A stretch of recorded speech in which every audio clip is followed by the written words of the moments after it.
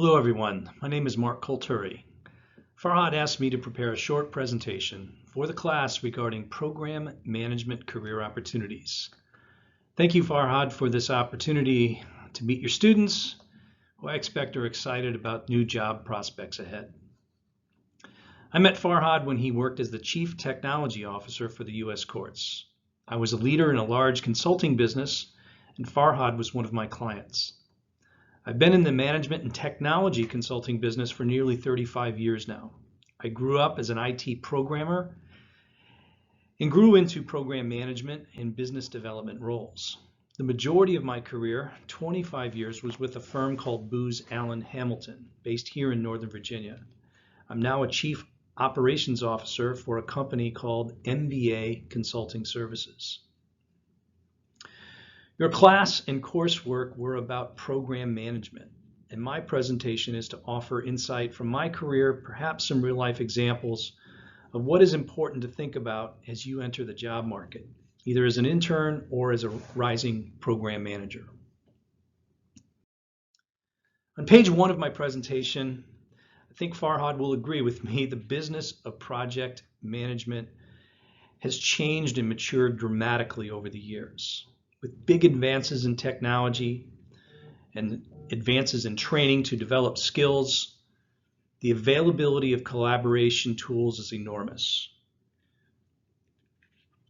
And as you would expect, a project manager is a leader. And as a leader, you're accountable to stay current with technology and ensure your team is equipped with the right skills and the right tools to succeed. I hope many of you in the class see the list of tools and best practices in the middle of the page and that you're familiar with many of them. There are dozens, if not hundreds, of tools available to project managers, and some of the ones listed here are the most common. Believe it or not, Microsoft Project started over 30 years ago. That makes me feel old, and it is a very common standard across most industries. My bet is if you haven't used Microsoft Project, you will soon enough. Also, Microsoft Visio, Microsoft Teams, and Lync are on this list. Microsoft is the 800-pound gorilla in software. For industry best practices, hope you're familiar with the project lifecycle. And as program managers, you have to be very clear about project initiation, planning, execution, and closeout. Deadlines and milestones should always be clear. All of your resource assignments should be very explicit and should be obvious to everyone. Managing a project, you have to know everything, or at least know how to find answers and get decisions on everything. So PMs have a responsibility to understand requirements, manage risk, make assignments, track completions, constantly revisit the schedule, and ensure overall quality.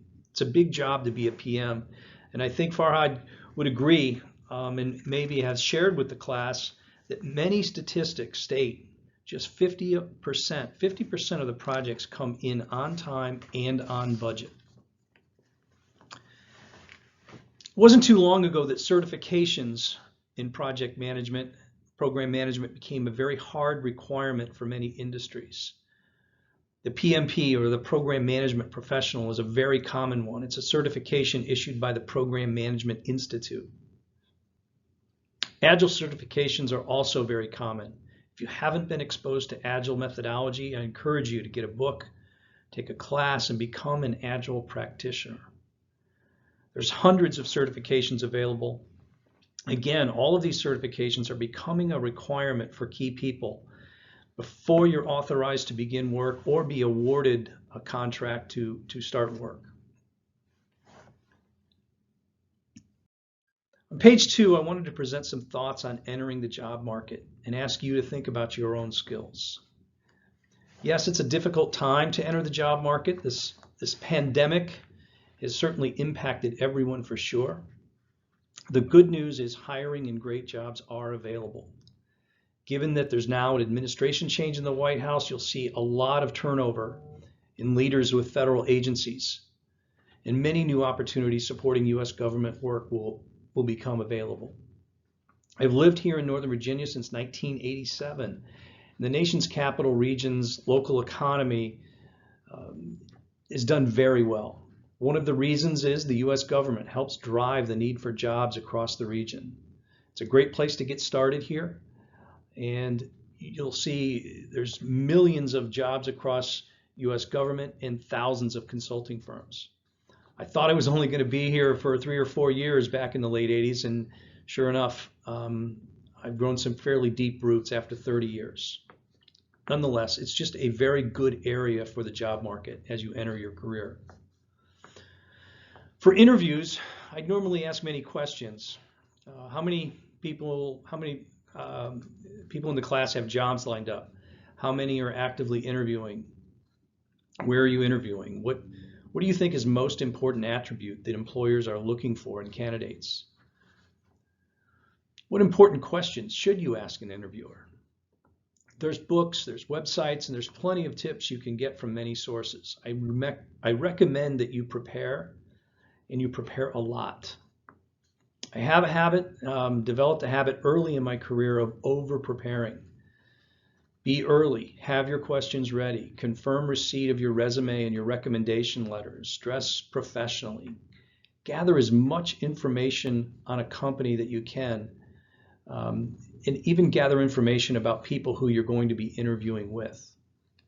There's a lot available on social media, and you can usually track down a great deal of information. Follow up with thank yous. I still interview many people today in my job, and I'm surprised at the number of people who are simply not prepared. Be prepared, and think of good examples to share your academic excellence. Share your experience of working within teams and team projects. Communicate well, and hopefully your communication skills and your professionalism would be obvious. Interviewers are most often looking for the soft skills, your ability to communicate well, and your ability to work within a team. They're not looking for a straight A perfect student. They simply want a good, strong personality match. On page 3, I list some items that I wish I would have known about and been more mindful of early on in my career. One thing I did get right is the foundational skills or fundamental skills. I was a programmer, a developer, so I grew up as a technical person following a technical career path. I'd gather requirements, code programs, automate processes, and in general, I grew to be a very skilled programmer. That foundation gave me credibility as an IT program manager. I knew exactly what my team of programmers and testers and business analysts, what they could and what they couldn't do. I still rely on that capability today. Networking is key to everyone's career growth. Find a way to identify strong relationships, strengthen those relationships, and use them as much as you can for your business. Training. I bet everyone in the class would like to be done with school and no more classes, but realize that your training will never end. There's always something new to learn, and it's better to acquire new skills and broaden your ability so that you can serve in multiple roles. The last item on the page is mentors. Mentors have had a huge impact for me, and perhaps it's the primary reason my career has accelerated so much. I still today meet with several mentors regularly. They help me see challenges differently. They help me be more creative, and they often open doors and introduce me to new business contacts. I hope this information is helpful. I hope everyone finds their dream job, or at least finds a job that they can build upon. In the meantime, stay safe, stay healthy, and happy holidays.